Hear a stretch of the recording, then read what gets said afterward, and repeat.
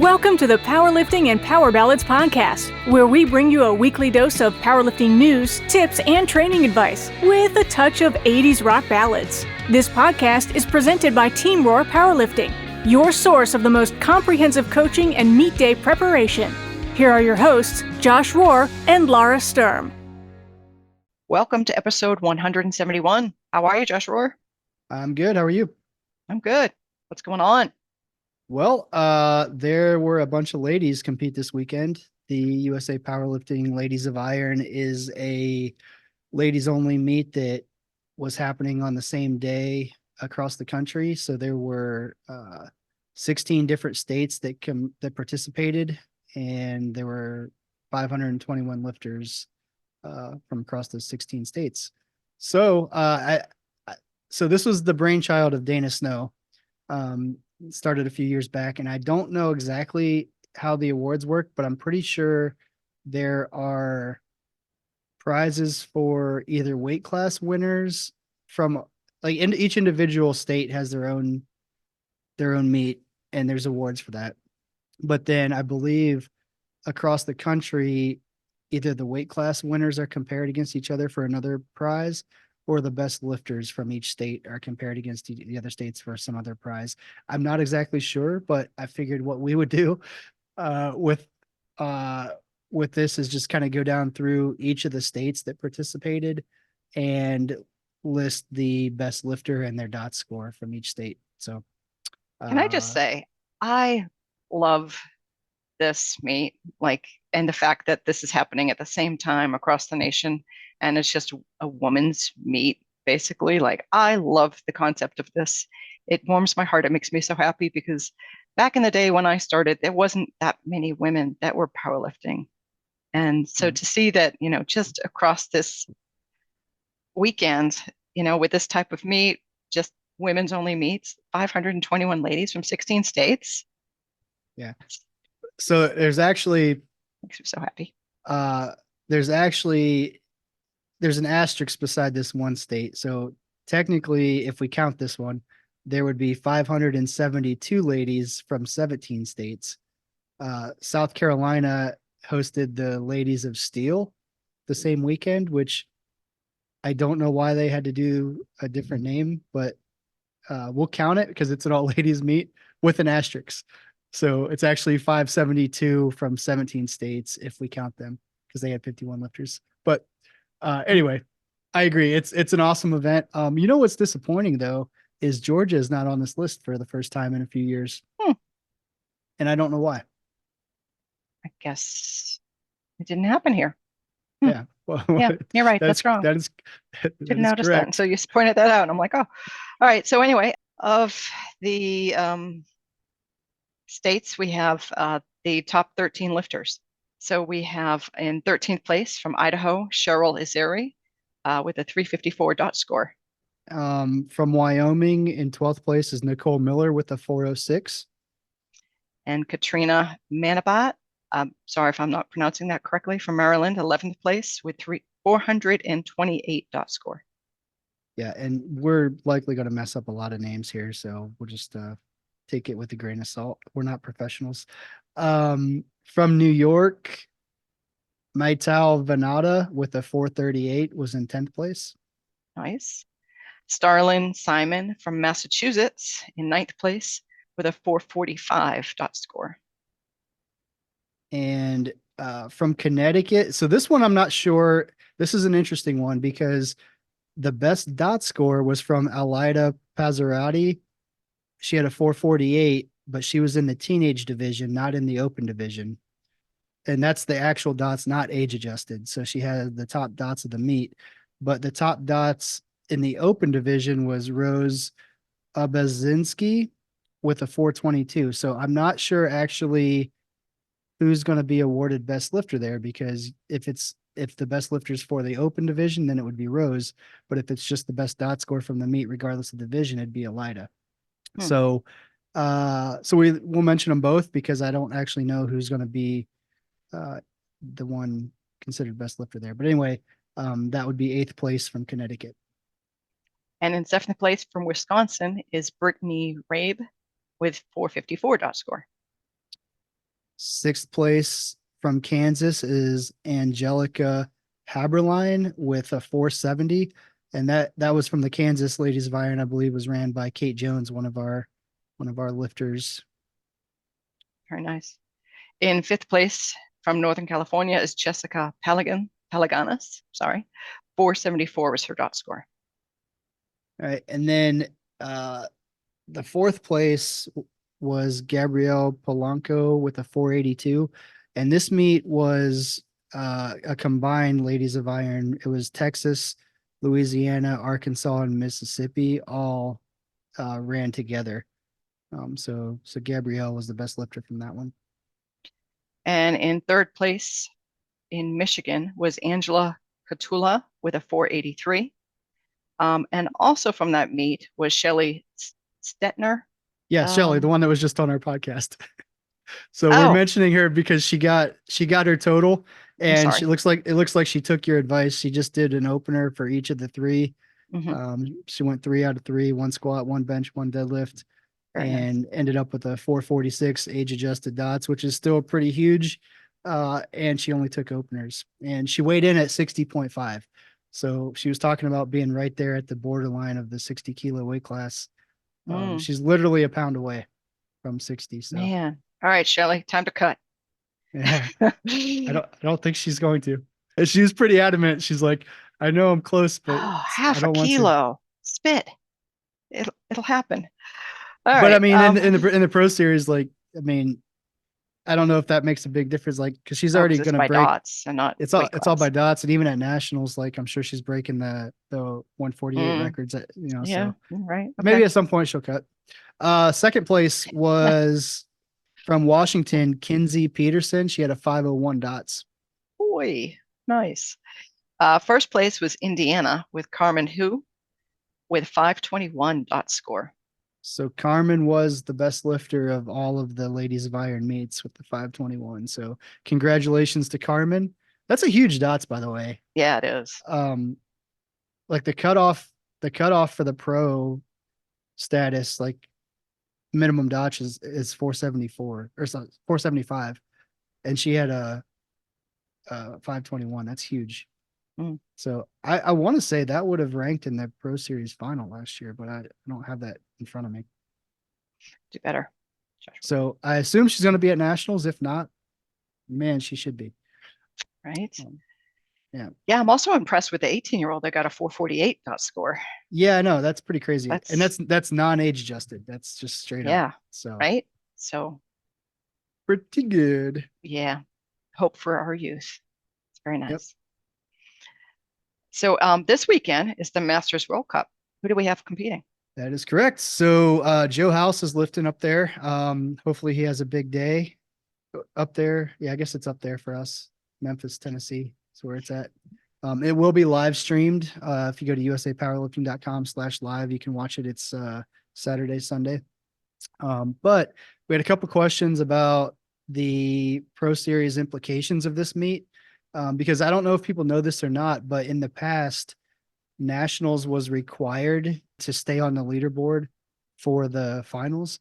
Well, with the change of the format where it's just your dot score instead of like earning points from head-to-head competition, it doesn't matter. You don't actually have to go to nationals now. So, so this meet, lifters that aren't doing nationals, if they're lifting at the World Cup, can still get on the leaderboard and make the Masters Pro Finals. So basically, we'll just kind of go through like how that would look. So step 1 is earning your pro card at this event. So if you get top 3 by age adjusted dots, and that's top 3 female raw, top 3 female equipped, top 3 male raw and male equipped. So basically there's going to be 12 pro cards that can be earned or renewed here.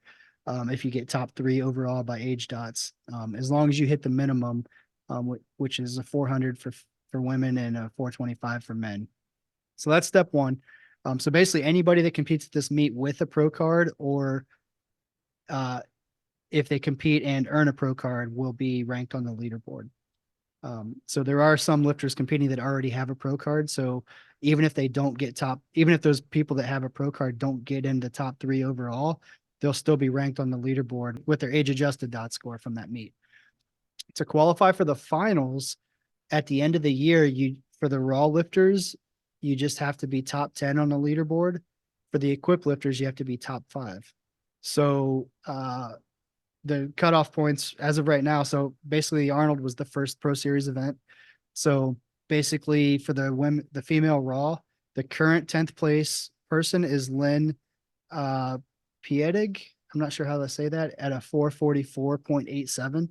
So if any pros at the meet in the female Raw division get a dot score above that, that'll move them into the top 10. So that doesn't mean you'll automatically make the finals, but you definitely have to be top 10 to make it. So if you don't get into the top 10 from this meet, you're going to have to do another Pro Series event prior to get into the top 10, or hope somebody in the top 10 declines.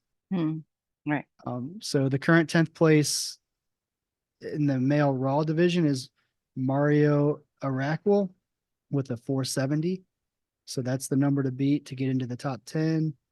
And Cindy Goodrich has the 5th place for the female equipped. So for the equipped side, it's only the top 5 on the leaderboard. So the score to beat would be 486.77. And for the 5th place male equipped, it's Ted Stewart, and the dots to beat there is 380.84. Yep. So it's like a big game of chess. Yeah. Pretty cool. Much. So the only meets remaining after the World Cup, the Masters World Cup, to get into the top 10 would be, if you're in the US, would be nationals. And if you're not in the US, it would be, other USA powerlifting affiliates in other countries at their nationals. So, so if you're based in the US, and you're lifting at the World Cup, that's your chance to get up there. The last chance would be Raw Nationals. Oh boy. So, so only the top 10 are invited to this meet for Raw, and only the top 5 for equipped. Correct. So what do you get if you win the top place on either of those? That just gets you to the finals. And then at the finals, if you win, then you get the big payout. Ooh. So finishing first on the leaderboard actually does nothing except to get you into the final. Right. At the final, everybody's head to head, and it's, the money's based on how you place there. Okay. Well, that sounds exciting, Joshua. Yep. So the finals will definitely be competitive, because looking at the leaderboards now, like, everybody's really tight as it is. So if anybody jumps into the top 10 or top 5, it's going to be even tighter. So it'd be interesting. All right. We had a question come in. Question was, how does military and police nationals work? Do you need to be active military or police, former qualifying total, etc., to compete at military nationals, which again are in Georgia next year? So basically, it's military, police, and fire nationals, and you do need a qualifying total, but the qualifying total is just the bar. So basically, if you squat the bar, bench the bar, and deadlift the bar at any USA powerlifting event between January 1 of 2024 and the entry deadline in 2025, that qualifies you. Now, I emailed Johnny Graham and David Goodwin to make sure that we had the information right. And basically, who is eligible to compete is active duty, those that are in the reserves, retirees, dependents, and DoD civilians. And then David Goodwin can confirm that. He said active and retired personnel from all branches of the military, National Guard, and reserves, police and firefighters, as well as DoD personnel. So that's who's eligible. Those individuals, again, would just need to get a qualifying total between now and the entry deadline, and they would be eligible to compete in in Newnan, Georgia next year. Newnan. Yep. Near Atlanta, but not Atlanta. Correct. Nice. Okay. Well, I know we had a question about that, so I'm glad we kind of wrapped that up. So I have a little discussion point for sake of argument. Okay. I had a friend recently who was like, yeah, I'm a weightlifter, and you keep talking to me about doing a powerlifting meet, but man, I don't really want to bench press because it doesn't really apply to a weightlifting total ever. It's not going to help me ever, and it could detract from my lifting as a weightlifter. So, Um, well, I what would what just would your take be on that? my take would be to quit weightlifting and start powerlifting, and then it's not even a concern anymore. Well, that's not going to happen, but I would actually argue that doing a bench cycle would probably help with shoulder strength, just because it builds all those stabilizers and a little bit of extra hypertrophy. Can't say the word hypertrophy. So like I get it that a pause bench might not, the movement itself might not translate into a snatch or a clean and jerk, but the extra muscle strength just isn't going to hurt. So no, do a powerlifting meet, then go back to weightlifting. Yeah, and I guess what's the downside? Like, what's the worst case scenario? Well, I mean, worst case scenario, I guess, is you get hurt, but like, All right. worst case scenario, realistically, is it doesn't carry over to your overhead.